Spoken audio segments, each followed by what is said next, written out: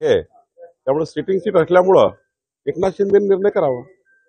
काल महाजन गिरीश महाजन नाशिकमध्ये आले होते, त्यांनी चर्चा केली, ते अहवाल आपल्याकडे दिलाय. नाही, आमचा काय अधिकार आहे, आमचा काय संबंध आहे?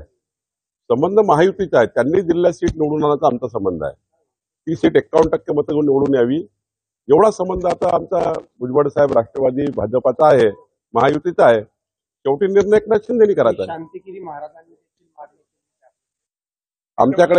आमच्याकडे भेट घेतली त्यांच्या अनुयायांनी. मलाही शांतिगिरी महाराज चारदा माझी चर्चा झाली आहे. पण शेवटी निर्णय एकनाथ शिंदेजींनी करायचा आहे. आम्ही आणि भुजबळ साहेबांनी, राष्ट्रवादी असेल भाजपा असेल, त्यांनी जो उमेदवार देतील त्याला 51% मतं कशी मिळतील आणि ते कसे निवडून येतील याकरता आम्हाला काम करायचं आहे. 8-15 दिवस राहिले अर्ज भरण्यासाठी, 18 दिवस फक्त जागा सत्रासाठी राहायचे. हा होणार आहे.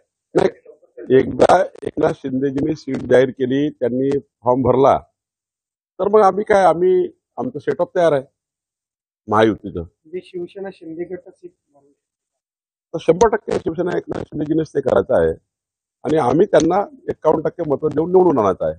हेच काम आम्हाला करायचं आहे.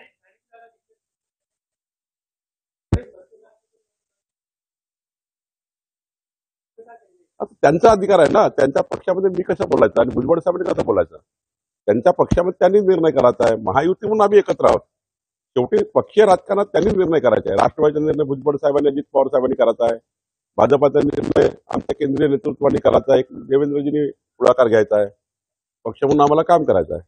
पण शेवटी पक्षाचे निर्णय त्यांनी करायचे असतात.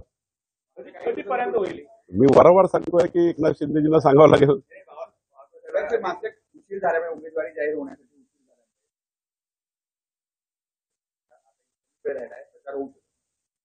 महायुतीचा एक पक्ष जर इतकं उशिरा लावत असेल तर वेळ आलेली आहे.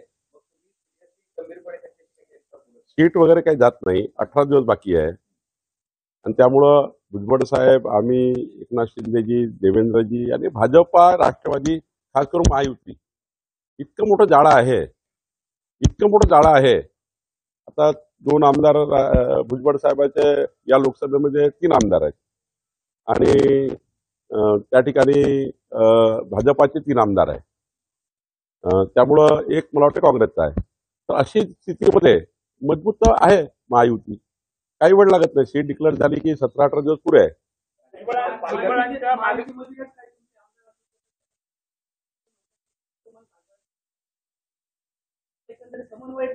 ही काही कोण्या 4 व्यक्तीची निवडणूक नाही आहे. 22 लाख मतदाराची निवडणूक आहे. ही काही कोऑपरेटिव्हची नाही आहे. 10 मतदार बसले आणि त्यांनी निर्णय केला. जनतेची निवडणूक आहे. जनतेला मोदीजींना मत द्यायचं आहे. देशाचं पंतप्रधान कोण व्हावे नाशिककरांना विचारलं तर मोदीजी सांगतात, राहुल गांधी सांगत नाही. त्यामुळे जेव्हा उमेदवार येतील ते उमेदवार मोदीजींना मत देणार आहे. कोणी उमेदवार दिला एकनाथजींनी किंवा कोणी उमेदवार दिला महायुतीने, शेवटी मत डायरेक्ट मोदीजीला जाणार आहे. त्यामुळं लोक हा काळजी करणार नाही की कोण उमेदवार ना कोण उमेदवार, मोदीजीला मत द्यायचा हा प्रश्न आहे. पालघर ही भारतीय जनता पार्टीला त्या ठिकाणी जवळपास निश्चित होईल आणि भारतीय जनता पार्टीचे उमेदवार जाहीर करेल.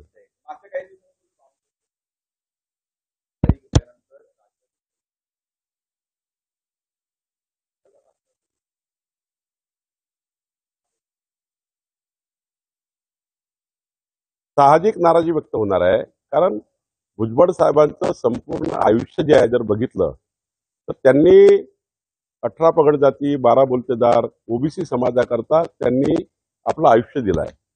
आणि साधारण त्यांचं नाव जेव्हा येतं एखाद्या वेळी, शेवटी नावं येत असतात. काही ठिकाणी माझे नाव आलं वर्धेमध्ये, भुजबळ साहेबांच्या नाशिकमध्ये आलं. तर जेव्हा एखादे समर्थक असतात, हे समर्थक आता तयार होत असतात आणि ते काही चूक नाहीये. त्यामुळे संघटना, भुजबळ साहेब तसे या राज्याचे मोठे नेते आहेत.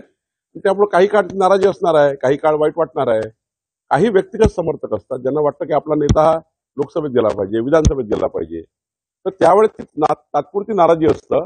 भुजबळ साहेबांनी एक आव्हान केलं, त्यांच्यामध्ये एवढी क्षमता आहे की भुजबळ साहेबांनी एक आव्हान केलं की मोदींच्या विकसित भारताच्या संकल्पाला आपल्याला सर्वांना साथ द्यायची आहे. मला विश्वास आहे भुजबळ साहेब नेहमी मोदीजींना त्या ठिकाणी देशाचे पंतप्रधान व्हावे म्हणून त्यांचं नेहमीच समर्थन राहिलं आहे. आणि आता तर ते महायुतीचे नेते आहेत, मोठे नेते आहेत. पहिल्या 3 मधले मोठे नेते आहे महायुतीमध्ये. आणि मग अशा वेळी भुजबळ साहेब निश्चितपणे मोदीजीचा विकसित भारताचा संकल्प जो आहे त्याला निश्चितपणे त्यांचा हा पहिल्यापासून पाठिंबा राहिला आहे, आजही पाठिंबा आहे, उद्याही पाठिंबा राहील. आणि मी त्यांनी मला बोलताना हेच बोललंय की आपल्याला मोदीजी या देशाचे पंतप्रधान करण्याकरता आपल्याला सर्वस्व करायचं आहे. मोदी आणि शहांनी छगन भुजबळांचं नाव सुचवलं होतं असं त्यांनी. मात्र मग भाजपचा विरोध होतो की शिवसेनेचा? कोणाचाच विरोध नसतो, कोणाचाच विरोध होत नाही. महायुतीच्या जागा वाटपामध्ये काही गोष्टी कॉम्प्रोमाइज कराव्या लागतात, काही गोष्टी त्या ठिकाणी पुढे जावं लागतात. तर रामटेकमध्ये नागपूरमध्ये 100% भाजपची सीट आहे. सर्व आमदार आमचे, सर्व सरपंच आमचे, सर्व पण महायुतीला लागतील. इथे हीच परिस्थिती आहे. राष्ट्रवादी आणि बीजेपीच आहे. पण शेवटी कॉम्प्रोमाइजमध्ये सीट त्यांना गेली आहे, कारण त्यांच्याकडे होती ती. आणि 13 खासदार जेव्हा एकनाथजीकडे आले आमच्या महायुतीमध्ये, तेव्हा इथले खासदार त्यामध्ये आहे. आणि त्यामुळं सीट कशी कापायची, सीट कशी कमी करायची हाही प्रश्न असतो. खूप कॉम्प्रोमाइज करावं लागतात महायुतीच्या राजकारणामध्ये. तसा हा झालेला आहे. काही कोणाचं कमी करणं, भुजबळ साहेबांचं कमी करणं, ही गोष्ट खरी आहे की भुजबळ साहेबाला मान्यता आहेत. आमच्या वरिष्ठ नेतृत्वानी आणि सर्वांनीच म्हटलं की भुजबळ साहेब हे नेते आहेत, त्यांनाही लढवलं पाहिजे. पण महायुतीच्या राजकारणामध्ये शेवटी सीट शिंदेकडे आहेत ना. ही सीट जर कुणा आपल्याकडे भाजपकडे असती तर आम्ही कॉम्प्रोमाइज केलं असतं. पण एकनाथ शिंदेजीकडे सीट असल्यामुळं आणि त्यांची सिटिंग सीट असल्यामुळं त्यांनाही कुठं नाही म्हणता येणार. शिंदेच्या शिवसेनेत 3 नावं आघाडीवर आहेत, त्यापैकी कुठल्या नावावर एकमत आहे? हे वारंवार तुम्ही मला विचारताय. एकनाथ शिंदेजींना विचारा, भुजबळ साहेबांना सांगतील, मी तेच सांगेल. वाटलंच तुम्हाला फोन जोडून देतो मी.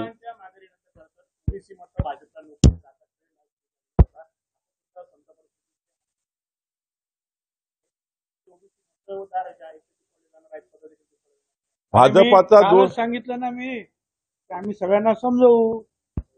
जेवढे आमचे कार्यकर्ते आहेत, ओबीसीचे कार्यकर्ते आहेत, समता परिषदेचे कार्यकर्ते आहेत, त्या सगळ्यांना समजावं लागेल. आम्ही समजवतो आहोत, त्याची काळजी करायचं कारण नाही.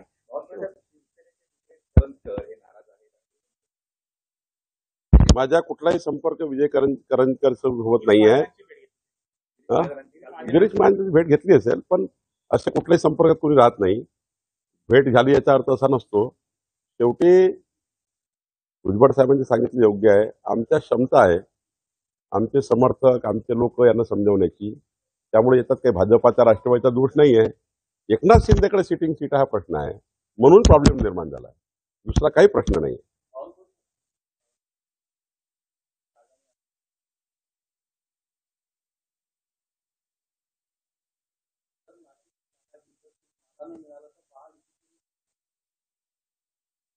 मोदीजीला मत द्यायचं आहे.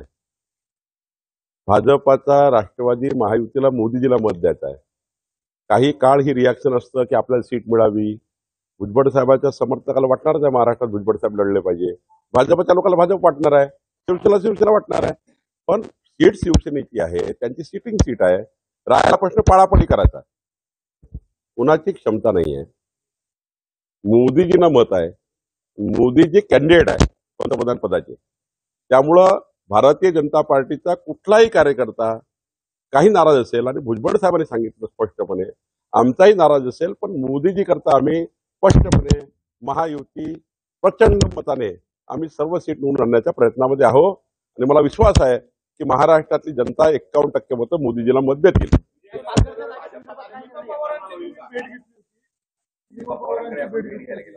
अमृता पवार, निलिमाताई पवार, अमृताताई पवार, निलिमाताई पवार, आम्ही त्यांच्याकडे सकाळी मी गेलो, त्यांची भेट घेतली. आणि आता पक्षाच्या त्या विधानसभा निवडणूक प्रमुख आहेत आमच्या पक्षाच्या येवल्याच्या. येवल्यामध्ये काय स्थिती वगैरे आहे अशी चर्चा केली. उमेदवारी अर्ज भरला जाणार आहे. उद्या माननीय देवेंद्रजी स्वतः दिंडोरीच्या भारती पवारजी यांच्या अर्जाकरता येणार आहेत. भुजबळ साहेब वगैरे सर्वच राहणार आहेत. आणि नाशिकचं जर आज डिक्लेअर केलं शिवसेनेनी, उद्या तेही अर्ज भरतील. त्यांची वाट बघावी लागेल.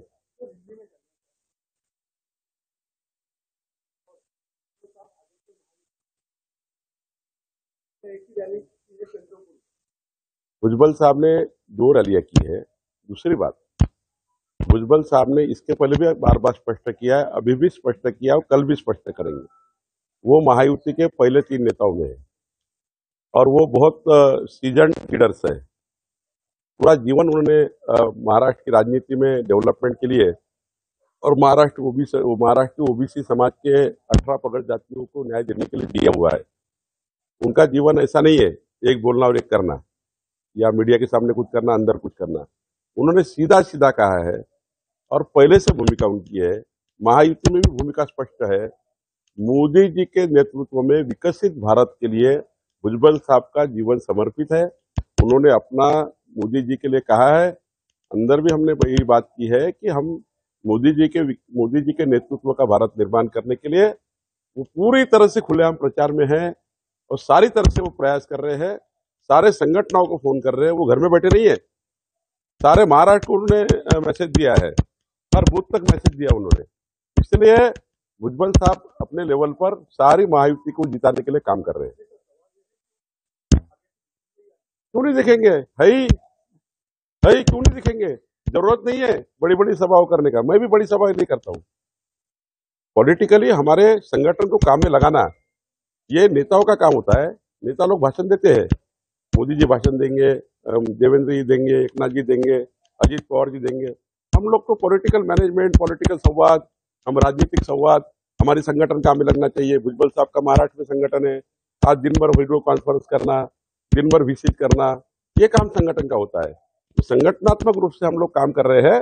भुजबल साहब का पूरा प्रेजेंस महाराष्ट्र में है, वो काम कर रहे हैं। पालघरची जागा भारतीय जनता पार्टी निर्णय करणार आहे।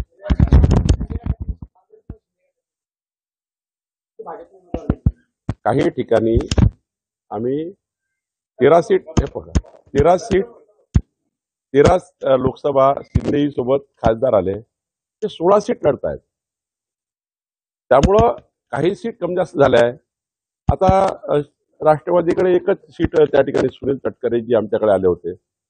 राष्ट्रवादी 6 सीटवर लढत आहे, 42 आमदार त्यांचे आहे, किमान 6 सीट लढत आहेत। तर काही सीट अजितदादा, काही सीट आम्ही अशा शेअरिंग केल्या आणि आनंदाने शेअरिंग केलाय। त्यामुळे पालघर सुद्धा एक मताने त्या ठिकाणी आमच्याकडे येत आहे। राज ठाकरे साहेबांच्या सभा आम्ही नियोजित केल्या आहे, नाशिकला होण्याची शक्यता आहे आणि महाराष्ट्रातील प्रमुख ठिकाणी पुणे, नाशिक, संभाजीनगर ज्या ठिकाणी राजसाहेबांनी जे युनिट आहे त्या ठिकाणी ते सभा घेणार आहे।